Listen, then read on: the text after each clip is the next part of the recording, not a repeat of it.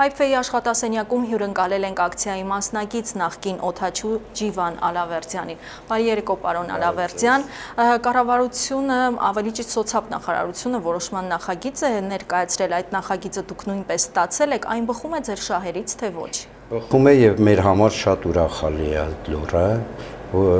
վերջապես հույս ունենք, որ նոր վարչապետի աջակցությամբ եւ հաշվի առնելով, որ երկար ժամանակ աշխատել ենք Արդարադատության նախարար Արփինե Հովհաննիսյանի, Մարդու իրավունքների պաշտպան Արման Թաթոյանի, Արտեմ Անդրեսյանն է քաջատեղյա մեր գործից, գրեթե բոլոր պաշտոնյաները տասնամյակից ավել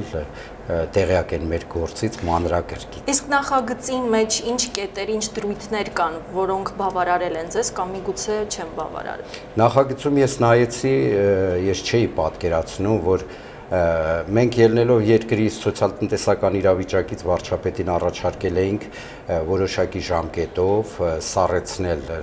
12 տարվա չվճարված գումարները, սակայն մենք իմացանք, որ Հայաստանի Հանրապետությունում գործում է օրենք, որ միայն կարող են վճարել վերջի 3 տարիների գումարը։ Իսկ մնացած տարիների գումարի հետ կապված ինչպիսին է որոշումը։ Դե մենք դեռ սպասում ենք, մենք առաջարկել ենք գոնե հիմա սկսեն մեզ վճարել, որովհետև գիտեք ինչ, 138 հաշմանդամ օդաչուներից կենթանի են ողջ են մնացել 47, բոլորը մահացել են։ Իսկ նրանց իրավահաջորդների իրավունք չունեն այդ գումարը ստանալու։ Իրավահաջորդների իրավունք ունեն իմ կարծիքով, բայց ես մտածում եմ, որ օրենք ինչ որ մի բան արած կլինի։ Սողոսկելու։ Այո։ Պարոն Ալավերդյան, իսկ ինչ կարգի գումարի մասին է խոսքը, որքան է պարտք ձեզ պետությունը։ Գիտեք, մենք հաշվարկել ենք, որ մոտավորապես ներկայիս պայմաններում եթե սկսեն վճարել, ամսական մոտավորապես 4.5 միլիոն դրամի չափով է։ Դուք պետք է իմանաք, որ օդաչուները դա բարձր աշխատավարձ ստացող անձիկ են եղել եւ առողջությանը պատճառած վնասի փոխհատուցման գումարները հաշվարկվել է իրենց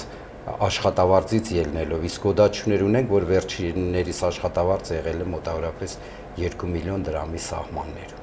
Պարոն Ալավերդյան, դուք եւ ձեր ընկերները չեք աշխատում, որովհետեւ պատճառը առողջական խնդիրներն են, թե այս դեպքում տարիքային սահմանափակումն է որոշակիորեն ազդում, խոչընդոտ հանդիսանում։ Դե ես օրինակին վրա օրինակ բերեմ, ես 28 տարեկանում եմ որակազրկվել, ինքնաթիռի փորձարկման ժամանակ ողնաշարի կոտրվածք եմ ստացել եւ ինձ որակազրկել են։ Ես վաղուց չեմ աշխատում իմ մասնագիտությունով, դուք գիտեք, որ բացի գիտելիքներից նաև հավասարապես օդաչու պետք է ունենա ամուր առողջություն։ Պարոն Ալավերդյան, դուք ամենատարբեր հարցազրույցների ժամանակ Դավիթ Հարությունյանի անունն եք մշտապես շեշտում, նա որքանով կապ ունի այս ամենի հետ։ Դե գիտեք, մենք Դավիթ Հարությունյանին շատ ենք սիրում, որովհետև մեր գործը տիրապիտում է դեռ վաղուց եւ բոլոր տարաձայնությունները մենք մտածում ենք, որ ինքը տեղյակ է, միգուցե կարողացել է մեզ օգնի, բայց չի օգնել, բայց հիմա մենք ուրախ ենք, որ ինքը քաջատեղյակ է մեր բոլոր գործերից եւ մտածում ենք, հույս ունենք, որ նոր վարչապետին ինքը կներկայացնի վերջնական հարցի հանգուցալուծման տարբերակը։ 12 տարի առաջ Հայաստանում եղել են 900 նման առողջությունը կորցրած հաշմանդամներ, ներկայումս մնացել են 400, որից 47-ը մենք ենք։ Պարոն Ալավերդյան, նշեցիք տարաձայնությունների հետ կապված Դավիթ Հարությունյանի հետ, կոնկրետացնեք ինչ տարաձայնությունների մասին է խոսքը։ Դե օրինակ մենք տարաձայնություն ունենք, ես միշտ մատնանշում եմ, որ նորաստեղծ Հայաստանի Հանրապետությունը 1992 թվականին ավելի լավ էր նախատեսել նման պարագաներում եւ 579 որոշման 16-րդ կետը հստակ նշում էր, որ եթե անկախ ձեռնարկության սեփականության ձևից, եթե լուծարվում է, սնանկանում է կամ վերակազմավորվում է, եթե գույքը չի բավարարում, պետությունն է վճարում պետբյուջեի հաշվին։ Բայց ներկայիս իշխանությունը 2004 թվականին նախ ինչպես կատարվեց հայկական ավիաուղիների սնանկացում։ Դուք գիտեք, Հայաստանը ավիացիա է ունեցել 30-ական թվականներից եւ ես Մոսկվայում սովորելու տարիներին 85 թվականին միշտ հպարտ եմ քայլել, որովհետեւ մենք առաջի եռյակի մեջ ենք եղել սովետական միության ժամանակ։ Այդպիսի հզոր ավիացիա ենք ունեցել։ Բայց չգիտես ինչու կառավարությունը մտածեց բարեփոխումներ իրականացնել եւ կառավարության 331A որոշմամբ 2003 թվականին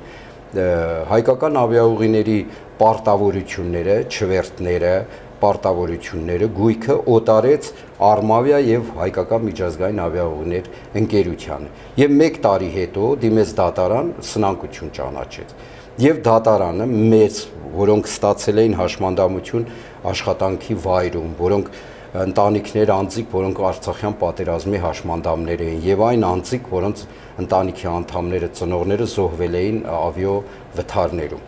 Մեր խումբը դա է ներկայացնում 138 հոգի։ Եվ տնտեսական դատարանի վճարով որոշվեց, որ մեզ պետք է փոխհատուցի հայկական ավիաուղիները։ Եվ այդ սնանկության կառավարիչը 12 տարի անգործ նստած, մեզ երբ որ մեր գործին խառնվեցին նաև падգամավորներ Արծվիկ Մինասյան, Անահիտ Բախշյան եւ կառավարությունը ներկայացրեց, որ հոգ չկա, հայկական ավիաուղիներ ունի Սևանի ափամերձ տարածքում 13 հեկտար հող, կվաճառվի եւ հաշմանդամների գումարները կվճարեն։ Սակայն պարզվեց, որ միֆ է դա, նման հող գոյություն ունի կառուցապատման իրավունքով մինչև 35 թիվը, դա սեփական ջուն չի եւ աճուրտային գինն էլ մոտավորապես 3-ից 4 անգամ գերազանցում է ներկայիս շուկայական գները։ Դա մեզ մեծ հիասթափություն պատճառեց, փաստորեն միտումնավոր գործը ձգձգվում է։ Շնորհակալ եմ ձեզ, պարոն Ալավերդյան, հարցերին անդրադառնալու համար։ Հիշեցնենք, որ մենք հյուրընկալել ենք նախկին օդաչու Ջիվան Ալավերդյանին։